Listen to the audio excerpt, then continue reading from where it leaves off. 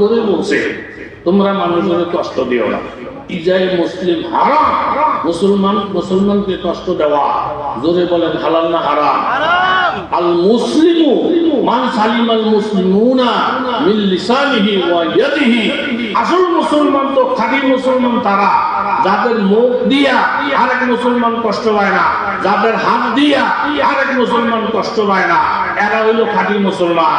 টঙ্গীর ইজতেমার মধ্যে এরকম ভাবে এই আপনার ডিসেম্বরের 17 তারিখ দিবাগত রাত্র 3টা যারা নিজেদেরকে তবলিগওয়ালা মনে করা, তবলিগওয়ালা দাবি করা, এই নিশি রাত্রে নিদান রাত্রে রাত্র 3টা যারা মানুষগুলোরে হত্যা করছিল, যারা মানুষগুলোরে ফিরাইয়া লুলা বানাইছিল, ল্যাংড়া বানাইছিল, অনেক মানুষের হাত পাওকে বেকার বানিয়ে দিছিল, এরা কোন জাতের মুসলমান এটা বাংলাদেশের মানুষের এখন জানার আর বাকি নাই। আল্লাহর নবীও তো কোন যুদ্ধে রাত্রে গিয়ে হামলা করে নাই, দরজা বন্ধ করে দিলে তার উপরে জোর করে ধুয়ে নাই, দৌড় মারলে তার পিছনে যায় নাই।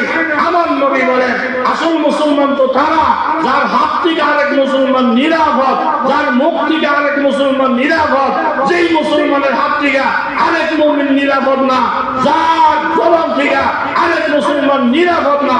আমার নবীর কথা অনুযায়ী কিসের দায়ী, কিসের তবলিগওয়ালা, সে তো খাঁটি মুসলমানের অন্তর্ভুক্তি হয় না।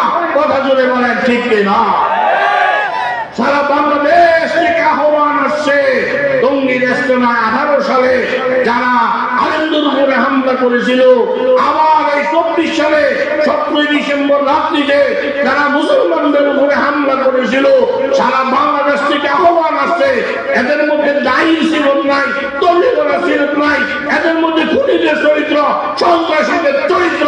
সারা বাংলাদেশ থেকে আহ্বান আসছে, এরা যেই মসজিদে যাবে এদের জন্য ওই সকল মসজিদগুলা নিষিদ্ধ ঘোষণা করা হবে, নিষিদ্ধ ঘোষণা করা হবে। কথা জোরে বলেন ঠিক কিনা? আগু ইমান কি ফাঁক না পুরা